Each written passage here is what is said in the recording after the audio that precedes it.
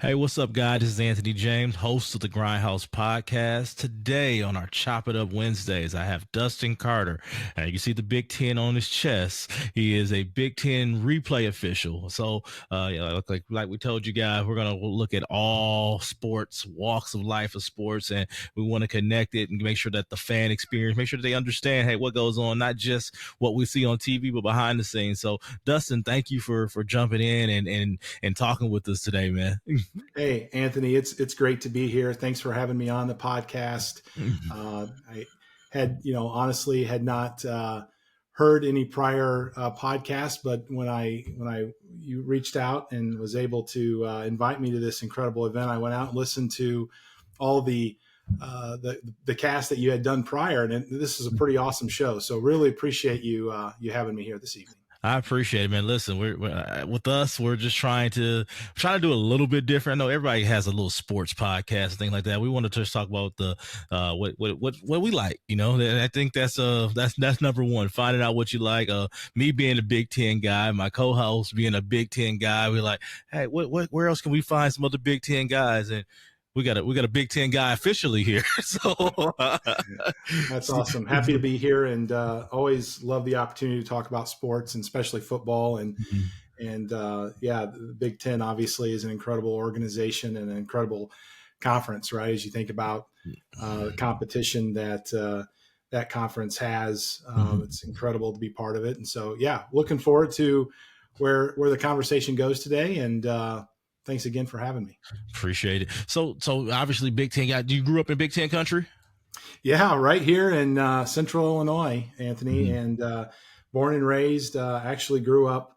Half of my childhood spent over in Hoopeston, Illinois, and you sports fans might be familiar with Hoopeston because they have the mascot of the Corn Jerkers, and so you might remember David Letterman had a top 10 list of the most strange school mascots. Yeah. And the Hoopeston Corn Jerkers made that list. So I grew up as a corn jerker half of my childhood. And then I'm sorry to laugh. The other half actually graduated from Leroy High School, just about 30 minutes west of Champaign, Urbana, home of University of Illinois.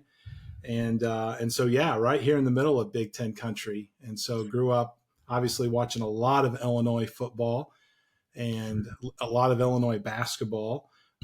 Also loved baseball, and I umpired college baseball for 23 years. So it was it's a great place to be a sports fan right here in the Midwest. Right. So who are some of those? Obviously, growing up, you're University of Illinois. I'm going to presume growing up, you were an Illinois fan. Growing up, my household, my mom, my dad were Illinois fans. Dad was a faithful Chicago Bears fan, right? And so I don't know that we were necessarily one of those households that knew the names of every player on every roster, but there was always some sporting event on the TV. And when there were times where we were lucky enough to be able to go to a game, and that was such an awesome experience. It actually fueled my interest in sports, right? Growing up and either watching that on TV or going to a game with dad. That was an incredible experience and something that probably sparked, right, my interest in learning more about the sport. And I was never an athlete, right? That was charmed with any kind of athletic talent. And so I wanted to be part of the game. I knew I wanted to be part of the game. But officiating, thankfully, was an avenue for me to pursue, to be part of this incredible avocation, this incredible hobby that a lot of people often ask why. We're definitely going to get to why. That why is going to come. I grew up in the Midwest as well. I grew up in Michigan. I have a Michigan State sweatshirt on. So I attended Central Michigan University though. So it was one of those things of Big Ten sports. I tell people all the time, like I can kind of lean when it comes to Big Ten football and things like that, but I'm never leaning against Tom Izzo. it just is what it is. When it comes to Absolutely. basketball, so grew up big time football fan, but Big Ten basketball is just as big, if sometimes bigger in certain years. Kind of in those early 2000s, I kind of remember Big Ten basketball a little bit more than I do Big Ten football, and that's probably because of my, I grew up in Flint, Michigan, so Okay. so my allegiance is to the Flintstones and things like that. It's just just what some of Absolutely. my fondest memories. So like, what was some of the inspiration beside to for the career in officiating? I know we just said kind of was a hobby, and like we were talking about being an athlete or being a part of the game, but what inspired to say, hey, you know what, I want to do this. Yeah. So it dates back to, I was actually in junior high, going, I think eighth grade, going into my freshman year in high school. And, that was the time where, like many people, we were trying to figure out how to earn some extra money, right? Mom and Yeah. dad were putting a little pressure on to maybe think about getting a summer job. And my high school principal at the time at Leroy High School, his name was Mike Company, Mr. Company, and he was responsible for hiring all of the summer league umpires, baseball and softball umpires, Mhm. right, for the Leroy Summer League. And he said, "Hey," and at the time I was doing, like, I was helping keep the scorebook, right, for the junior high and high school baseball teams, and I was doing the same for basketball, and was a statistician for football. And he's like, "Hey, you're a sports guy. How would you like to come out and umpire baseball this summer?"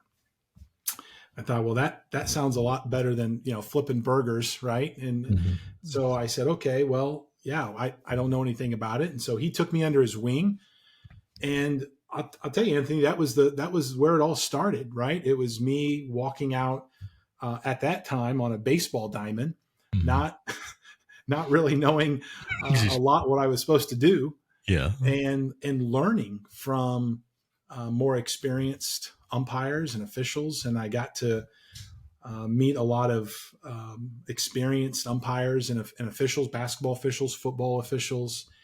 And what's really cool about officiating is it's it's a really tight group of people that want to help each other, right? They want to help each other be successful. And so Mhm. it's the one of the few avocations on the planet where they expect you to be perfect and Yeah. then improve from there. Like, I don't know how Right. you improve from perfect, but we're Yeah. at And perfect. so if you think about it, as a sports fan or as somebody watching the game, you expect the officiating to be perfect, right? That's your base expectation. Mhm. And so it requires a strong support system of people around you to build you up and help you with rules knowledge and help you with mechanics or positioning. We use the word mechanics as a word to classify where to be on a certain play, or mechanically how you adjust to call a game. Mhm. And yeah, I'm blessed to have an incredible support system, people that have advanced into their officiating career at the professional level. Mhm. And those people have been part of my life ever since I was in junior high, right? And so Sure. it started there and evolved. I did baseball for a couple years, and then somebody said, "Hey, um, how would you like to do some junior football league (JFL) football games on Saturday morning?" Mhm. I said, "Okay, that sounds interesting, right?" I was around the game a lot, right? I was helping out, whether it was being the water boy for the football team or Mhm. helping the coaches with stats. So I picked up some rule books and I started to really get in the rule book and study the rules. And then next thing you knew, my high school coaches were coming to me asking me like, "Hey, Dustin, what's the rule on this?" Right? We're Mhm. going to try to kind of come up with a game situation, but we don't want to break the rule. Yeah. So kind of became the rules guy, right, on the team. And that really just led to a lot of future opportunities that I never dreamed would come true. But Mhm. yeah, started back in junior high with Mr. Company convincing me to That's go out and umpire Little League baseball. that's awesome. I know this is, and this is probably, I know we talked a little bit about a few things. We talked. Is there any rules that a fan will find weird? that that is an actual rule in football? You're like, you know what, that actually is a rule. Like, I Yeah. had one, and I'm going to ask you this question. It was really weird. Yeah. I was we were on a recruiting visit, and we were talking about long field goals and talking about if someone was to stand inbounds and jump and catch the ball and throw it back over the goalpost, would that count as a block? I don't know. so so It's a great question, and what's beautiful about that question is it's the types of questions that officials Mhm, often think about or talk about, right? mhm. These what if scenarios. Because if Yeah. you think about it, it's easy to get the ones that are obvious, right? Yes. And the ones that stand out. Mhm. Where I think great officials separate themselves from good officials or Mhm. maybe competent officials, right? To become a great official, Mhm. you have to be in that mode where when something happens strange and peculiar, like what you were Yeah. asking about, you have to be prepared to understand, okay, I know I read that rule. It's on page 67, right? It's section 4, article 2, right? Paragraph 3. Mhm. And you have to be the one person that potentially is on the crew that comes in and says, hey, I know this rule. I just read this, or I was just talking to somebody about this, and then here's the rule. And to be the official that comes in and gets it right, I Yes. mean, that not only earns the respect of the coaches and the players, but it also earns the respect of the fans, right? To know Yes. that there's a professional or a set of professionals that have dedicated so much time to their craft Yes. that they can come in and really get the call right during really difficult situations. Yeah. And so we put a lot of time, Anthony, into rules testing and rules knowledge.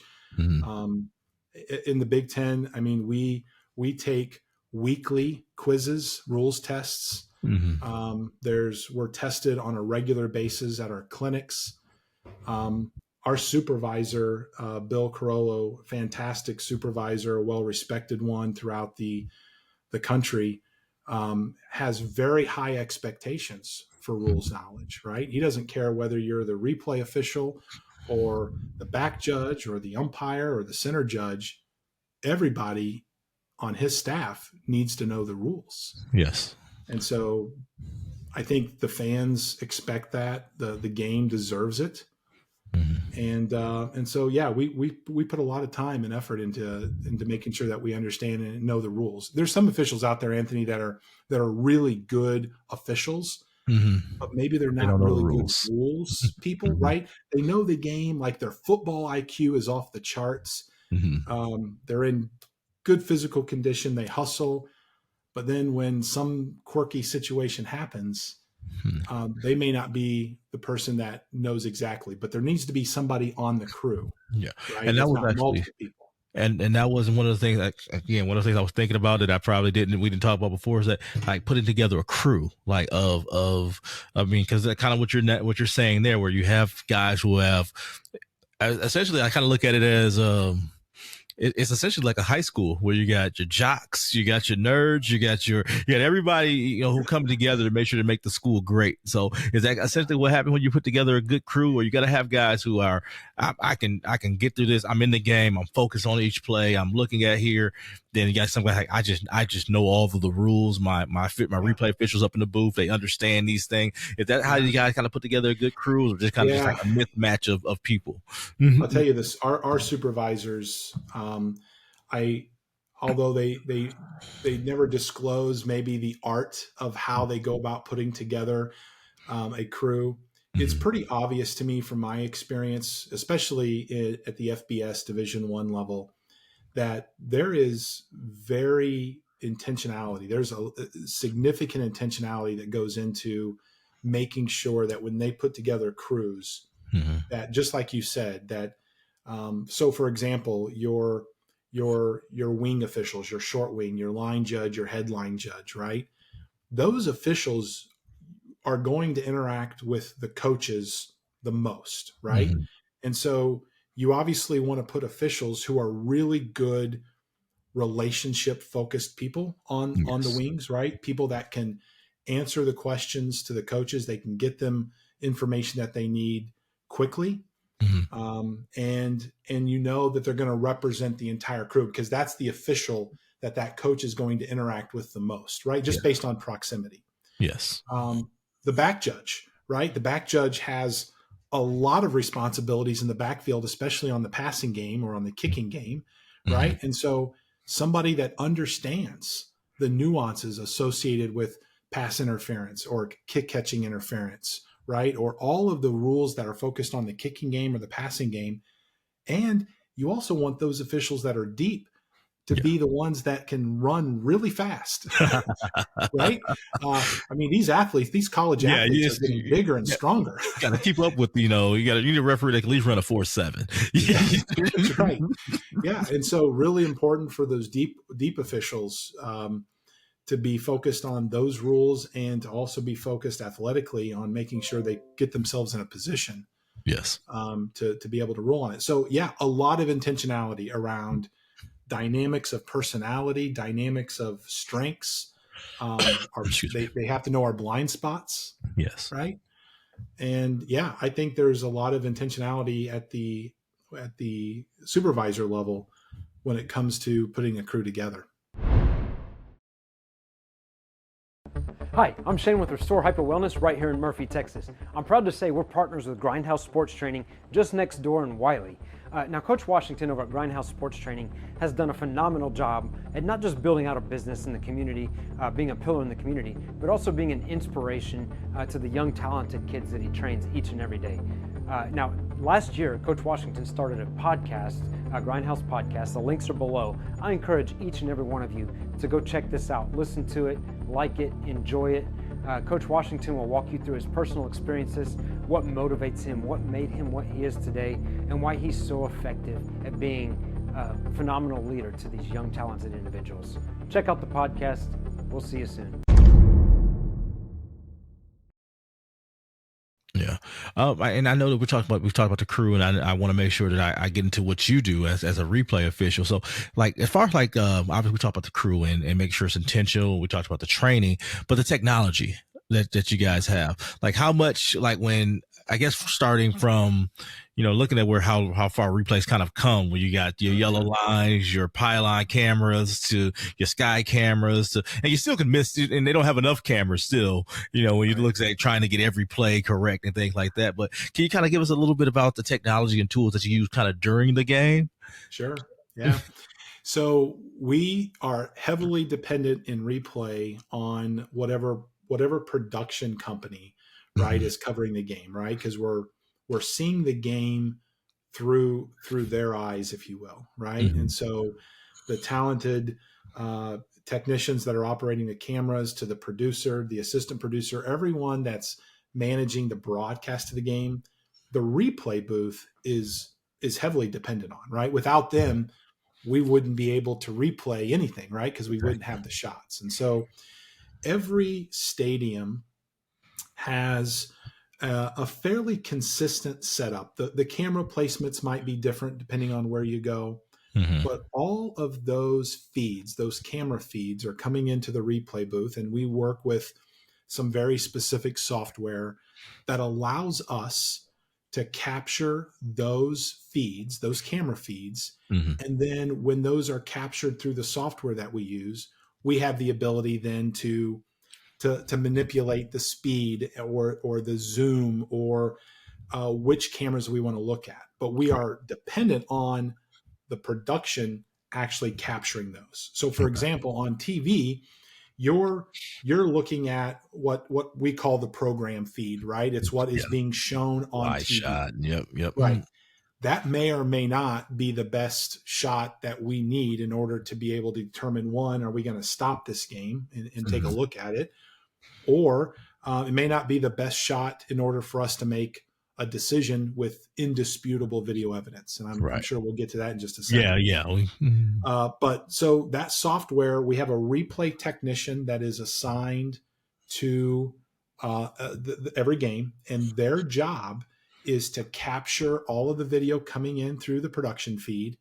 And they're able to tell us, hey, replay coming on A, And we have the ability to touch our monitor. It's all a touch screen, and we can go right to camera A, and it'll show us whatever camera A had. Right. But we have a screen initially that shows us all of the camera angles, right? And sometimes this can be 15, 18, 20 different feeds, right? Or it could be as few as 5 or 6, depending on where you are, the game that you're working. But usually at the FBS, especially in the Big Ten, you have quite a number of feeds coming in. And so part of the job of the replay official, Anthony, is if we know that there's really only 2 camera angles that are going to help us make a decision, then let's quickly look at those camera angles, find if there's any reviewable aspects, and then make a decision on whether we're going to stop the game or not, right? Some of that we're stopping based on rule, but there's situations where the replay official has judgment as to whether or not they're going to stop the game. So that's kind of just a little sneak peek, but a lot of it is all of those production feeds coming into the booth, and then us using some specialized software to help us manage what we're going to be looking at. That makes sense. So, and kind of you just kind of brought up like one of the questions about, conclusive evidence. So like, how do you handle a situation where video evidence isn't conclusive, where like, you're like, okay, I this is what I see, but I don't know if this is, because again, you're essentially at the end of the day, between you and the referee are going to be making a decision that, hey, this is what we both see, and this is kind of what we're going with. And I'm guessing that's how that works. I don't know for sure, but I'm guessing that's kind of how it works. You guys work in tandem to see, hey, this is what I see. This is what you see. Here's the camera angle that I see the best. And you're kind of showing that on the screen that he's looking at on the field. Am I off in any way there? No, you're not off at all. The referee, the crew chief, is looking at a play with us. So in the Big Ten, remember, you have a replay official that's assigned to the crew, right? And they're traveling with that crew to all of the sites. Yes. But also you have a collaborative centralized replay center that is based in Big Ten headquarters in Rosemont, Illinois. And you have a collaborative replay official. You have a replay supervisor, a replay center supervisor that is also in the process to make sure that we're getting the call right. That's super important to us, right? Yeah. Very important for us if we're going to use this really powerful technology and the investments that have been made to use replay. The last thing we want to do is get the call wrong, right? When it's clear.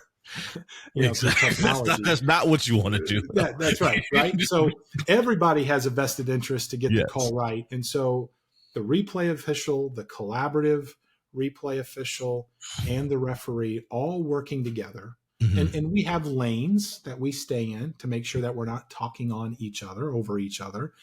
But together, we try to make the right decision using rules knowledge. And obviously, Anthony, you and the fans of the game know that there are some situations that are very gray. Right. That aren't just black and white rule based. That targeting, for example, right? It is that's gonna, I think, defer forever for the rest of time. Targeting is going to be one of those weird things. I mean, we've seen it in the Texas games. I know you guys didn't have to work those games, but we've seen it in those games where it's like, oh, they didn't call targeting on things like that. So we know targeting is just going to be one of those weird things that just I don't want to say it's perception. But it's it's to me it feels more perception. But we don't have to talk about that. I'm just saying from a fan standpoint. It's you're absolutely right. I mean, there's a process that we work through, right? Especially when you think about targeting, right? There's a set of rule requirements that we have to work through, and we are trained to be very methodical in the process that we use to first determine, have the conditions of targeting been met? And depending on whether or not we consider the player defenseless or not, right? If you hear the words indicators, right? What were the indicators that allowed us to even think about whether or not a targeting foul has occurred? But it's one foul that replay can't stand on, right? We can't say ruling on the field stands. We either have to confirm the ruling on the field, if there was whatever that ruling was, whether it was no targeting at all, or maybe it was targeting, or we have to overturn it. We can't stand on Yeah. a targeting call. Yeah. And as you know, and the fan base knows, boy, there are some really just gray scenarios. Yeah. And we try to calibrate as a replay staff, at least in our conference. When we go to clinics, we calibrate with other conferences. Hmm. College football is trying to get to a point where we're trying to be consistent, but Yeah. it's a game played, coached, and officiated and replayed by human beings. Yes. And I, so there's always going to be a gray zone, right? And that's what allows the game to be so great, in my opinion, is because you still have to play the game. You still have that's right. it still have to be the. I think to me, targeting is actually probably not the hardest call. I think it's on the hits on the quarterback sometimes are kind of the hardest ones where, and I know Sure. that's not usually aren't replay reviewable and things like that. So that's why I'm kind of bringing those up because those aren't really reviewable, especially like in the NFL when you're looking at the low hits on quarterbacks and things like that where you got Yeah. guys who are kind of going full speed and you can't hit them up high, can't hit it up low. It's like, hey, Yeah. I'm within a step and I'm taking a shot, and it's those to me are the hardest calls I think for a lot of those officials. So Yeah. And there's, I'm sure you're aware, there was a lot of scrutiny, a lot of criticism, right? Mhm. Especially at the National Football League level, where I mean, quarterbacks are a very important asset to a team, Yes, right? And so, from an officiating perspective, obviously, we're going to make sure that that player is protected based on what the rule says, yes, right? And sometimes the difference between the way an official looks at a game and the way a fan looks at the game is hmm, the official is coming in with no bias, right? yes, We don't care who wins that game. We're we're the guardian of the game, right? yeah, Our job is to make sure it's played fairly, correctly, yeah, and hopefully safely, right? I know mm-hmm. it's football, it's a full contact sport, but we don't want anybody to walk away from a game, no matter how important it is or how much is on the line. We Hmm. want everybody to walk away healthy. Yes, And sometimes that means the officials have to make some really tough decisions, right? Especially when you think about roughing the passer hmm, or things that involve just unnecessary contact, right? And some of that's just judgment of the official. yeah. And I know that, like I said, I plan on this being like a 30-minute conversation. Ah, We're almost there. It's like, man, I got stuff I still want to ask. I'm gonna ask a few more things if you still got a couple, a few more minutes. absolutely, So, absolutely. so when it comes to recent some of the rule changes that we've had, recently in football, have those kind of impacted how your role as a replay official? Yeah, so rules changes are really important for the replay staff, right? Mhm. So especially when it comes to timing, right? All the changes that were in play here in the last 2 years regarding timing elements and when replay is able to get involved and maybe correct timing situations.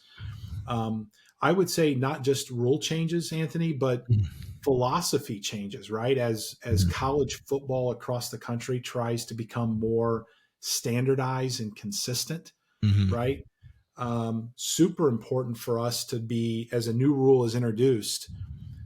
As you might imagine, there's a lot of those what if scenarios that come to play, and Yeah. sometimes the rules committee, while I know they have good intentions when they intentionally put in a new rule, they probably don't think about all of the different scenarios until some of those scenarios play out. And that's Mhm. why sometimes in the middle of the season, we'll get clarifications, right? Hey, this was the rule change, but if this situation happens, this is how we're interpreting it, right? And so that not only goes out to the officials, but it goes out to the coaches, it goes out to the media.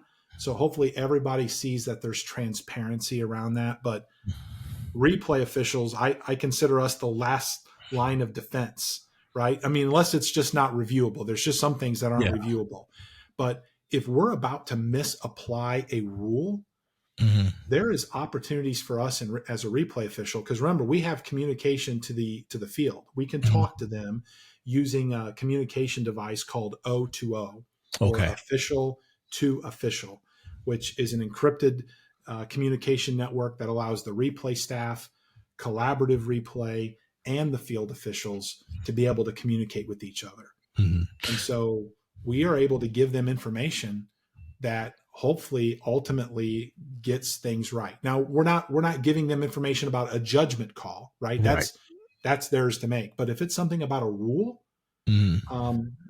we're there to make sure the rule is applied correctly, along with, of course, all the officials on the field, who, by the Yeah. way, are super talented and have earned their spots. Mm-hmm. But yeah, definitely rule changes are super important for us. Right. And obviously, like I said, I think that as from a fan perspective, we never understand we'll hear the rules that are changed, but we don't always understand exactly how they affect the game and things like that. But for your own self, when it comes to some of these rules and some of the things that kind of go on in your day-to-day preparation, do you have like a preparation, that how you prepare for a game, either leading up into it or just a day of, or do you, Yeah. I know you probably can't tell us, okay, do you know when you're going to be assigned? I'm essentially, you probably have a schedule, that kind of goes through like, hey, I'll be Yeah. assigned here, things like that. But Yeah, the conference doesn't give us the entire schedule Mhm. for the entire season, right? We get a certain number of games up front, and then Mhm. they'll give us games as the season goes on, and that's just to protect overall Yeah. integrity of the assigning process. Mhm. But yeah, so I'll just real quickly kind of go through our regimen and what our schedule looks like. I think some people think we just show up, an hour before game day or Mhm. game time and go out there and officiate the game. But Mhm. it's literally an all week process. So from the moment that we're done with our prior game, Sunday, we are putting in reports, right? We are reviewing all the game film. We're going through every play that happened in the game. We're documenting opportunities for us to be better. We're documenting fouls that are called Mhm. and what we saw and what rule we're using to justify what, or maybe admitting that you know what, that was questionable. So we're doing that during the week.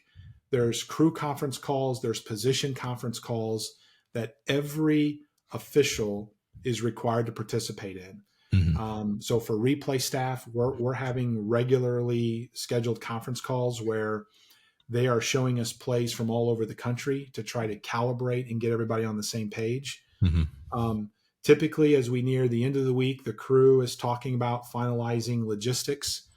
We're making sure that everybody is familiar with each other's travel plans.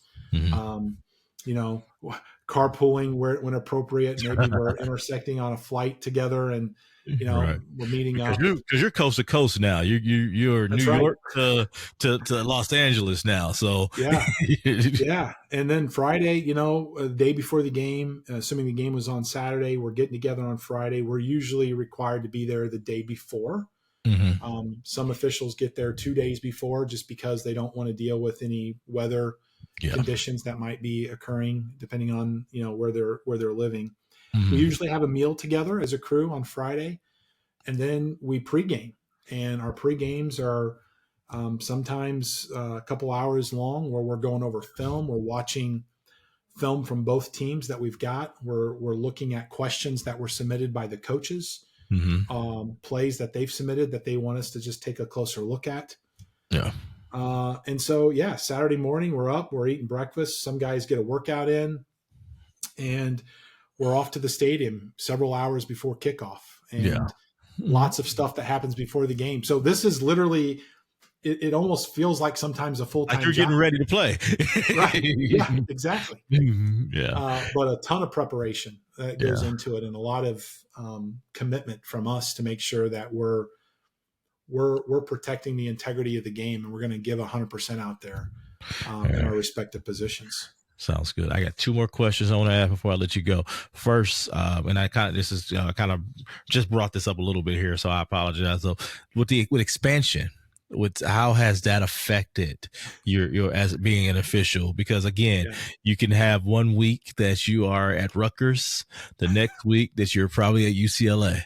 Like, yeah, how has that affected? And do you feel like, and to be honest, because there's a human element to it, do you feel like sure. some of that fatigue, even though we always talk about the players, do you feel like some of that flight and that fatigue affects some officials as well?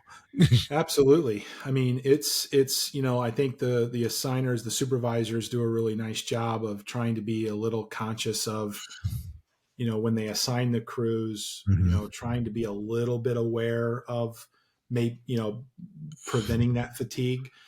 But yeah, not uncommon for us to be at UCLA and then turn around and we're at Maryland, right, the Mm-hmm. following week.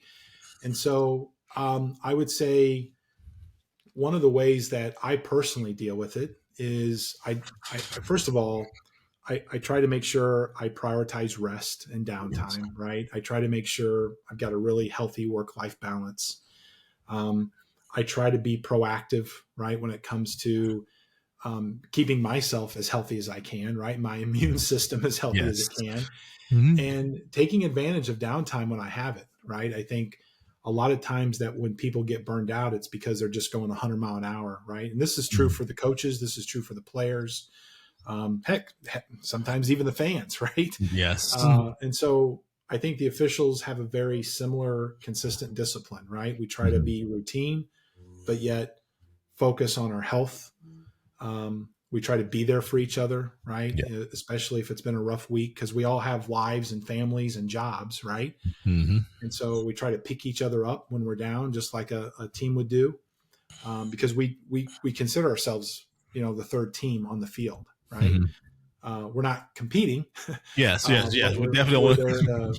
to make sure the game is played right. So a lot of camaraderie and brother and sisterhood Mm-hmm. is among our staff to make sure that we're there for each other and that we keep each other going. All right.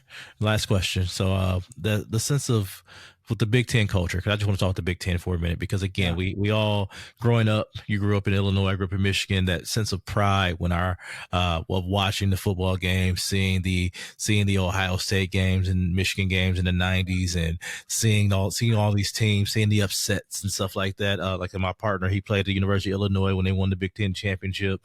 So I was awesome. going to ask about how the uniqueness of officiating in the Big Ten, but tell me about just from a personal level, the sense of pride of being a Big Ten Yeah, official. Like, tell me about that for you. yeah. Anthony, I'll be honest. I mean, I still pinch myself sometimes, hoping that it's not a big dream. Mm-hmm. I mean, I